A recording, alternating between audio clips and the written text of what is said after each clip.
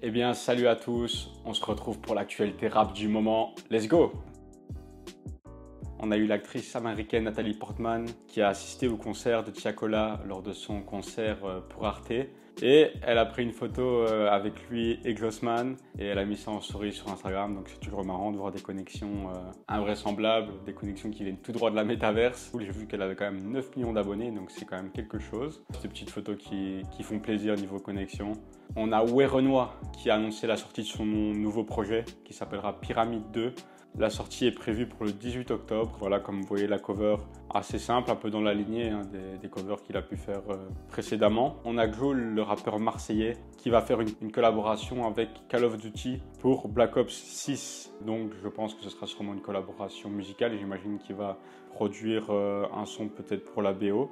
Il n'y a pas trop d'informations là-dessus, il y a une vidéo qui est sortie, mais je pense que c'est pour produire un son pour la BO, mais j'ai hâte d'en savoir plus. Alors, il faut savoir que cette année va être très chargée niveau projet. Je vais vous dire tous les projets qu'on risque d'avoir d'ici la fin de l'année, mais c'est assez intéressant. On aura Ninho et Niska qui vont sortir un album, Damso, Gazo, Werenoi, Lafouine, Dinos, Jola Green, Kalash Criminel et enfin Big Flo et Oli vont également sortir un album, donc ça s'annonce une année très chargée, une fin d'année très chargée. Je pense qu'on va être gâtés durant Noël. Il y aura de quoi écouter. Franchement, il y a tellement de rappeurs en ce moment et tellement de bons rappeurs dans le rap français. Franchement, on a quand même de la chance. Je pense que en 2024, on est quand même béni niveau rap. On a Morad, donc le rappeur marocain et espagnol qui va performer lors de la mi-temps du match retour France-Espagne d'Amine Mathieu. Donc le match aller, c'était la France qui avait gagné, c'est le match entre les influenceurs là.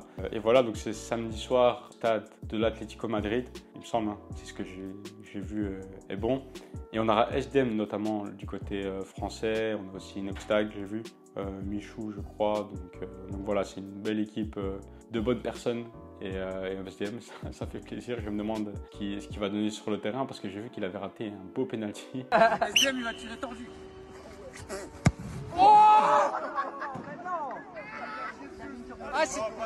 On a Ninho qui a ouvert un barbershop avec Nasdaq du côté de Perpignan. Je trouve ça cool, hein, toujours quand des rappeurs et des influenceurs un peu urbains s'allient pour nous fournir des trucs comme ça. J'espère pour eux que ça va marcher. C'est vrai que Ninho, il est assez pas mal implanté hein, actuellement dans les différents business. Ninho, en fait, il a déjà un barbershop, sa vodka, son fast-food, Réfé Burger et un restaurant gastronomique qui est sur les Champs-Élysées. Donc il continue et il a bien raison. Et Nasdaq, par contre, c'est vrai qu'on n'a plus trop de nouvelles de lui. J'ai vu récemment une vidéo de Samos, donc son acolyte, enfin plutôt son ancien acolyte, qui avait l'air un peu perdu dans les rues de Lyon avec une canette de bière à la main. Voilà, il m'a trahi, il m'a laissé comme ça, comme un clochard. Regardez comment je suis habillé. Voilà. C'est pas bien ce que tu fais, Nasdaq là. Ma mère. Voilà, de toute façon, on se rappellera toujours, nous. Voilà. On est comme ça. On est dur, t'inquiète. Donc voilà, je ne sais pas trop ce qui devient à Nasdaq, mais en tout cas, ça me fait plaisir qu'il ouvre un business et qu'il lance un business parce que ça crée de l'emploi tout simplement, donc c'est cool. En plus, c'est à Perpignan, donc ça créera de l'emploi dans sa ville. Alors, on a Lafouine qui a annoncé la sortie de son nouvel album, donc ce sera Capital du Crime Radio. Donc c'est l'équivalent de Capital du Crime 6, hein, parce qu'il a déjà sorti 5 Capital du Crime précédemment. Et les précommandes sont ouvertes. J'ai vu qu'il y avait 3 éditions différentes du CD. Peut-être qu'il y aura un son qui différera en fonction de la version. Mais j'ai hâte d'écouter ça et j'ai hâte d'écouter les différents extraits qui vont arriver. Parce que la connexion avec les taux, elle était bien lourde. C'est bien parce que Lafouine, c'est vraiment un artiste qui arrive à se réinventer. Là, on voit qu'il se mélange pas mal à la nouvelle génération. Et je pense que Capital du Crime Radio peut être un des projets de cette fin d'année. J'ai hâte d'avoir la date exacte parce que la date exacte n'a pas encore été dévoilée. Mais en tout cas, ça s'annonce très lourd. Voilà, ça c'était un peu tout pour le rap français. Niveau américain, qu'est-ce qu'on a encore Didi. Donc il y a l'avocat de Didi qui a accusé le gouvernement d'avoir organisé la divulgation de la vidéo montrant le rappeur agresser son ex-compagne Cassie dans le but de ternir sa réputation. Carrément, son équipe part dans des délires complotistes alors que la vidéo elle est clairement là. Il y a des centaines de victimes qui se sont plaints. Non, faut pas qu'il part dans une paranoïa anormale, il faut assumer, c'est tout, ils ont commis des erreurs. Ils doivent payer en justice, c'est normal. En plus, on frappe pas les femmes, on frappe personne en fait.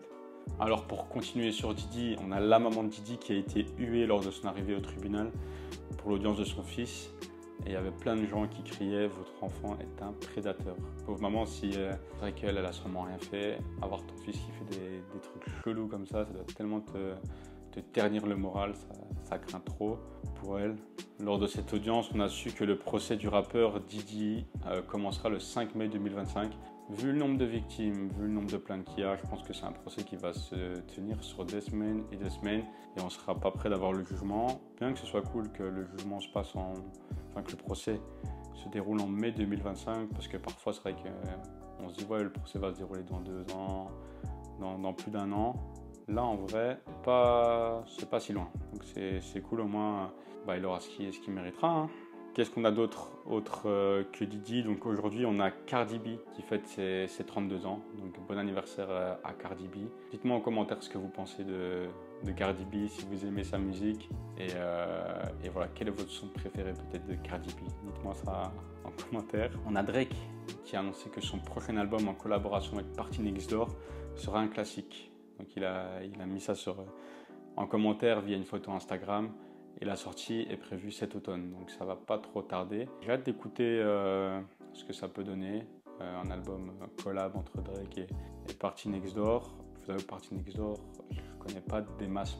J'ai hâte de voir ce que ça va donner. Je pense que ça sera sûrement un album lourd, hein. Ce sont Drake les derniers temps, enfin Drake depuis quasiment le début, il ne sort que des classiques, donc j'ai hâte d'écouter ça. Et pour terminer, on a une news, un peu un fait. On a The Weeknd qui devient le premier artiste à dépasser les 120 millions d'auditeurs mensuels sur Spotify. Donc tout simplement, il a explosé son propre record. C'est fou, je trouve, les artistes qui arrivent à avoir autant d'auditeurs. Chanter en anglais, ça doit aider, mais en tout cas, respect à lui. Et on écoutera encore ce qu'il va nous produire les prochaines semaines, les prochains mois. Bon voilà, c'était tout pour les petites news là du moment. N'hésitez pas à laisser un petit commentaire, un petit like, à vous abonner, ça ferait grave plaisir. Et nous, on se retrouve très vite. Salut!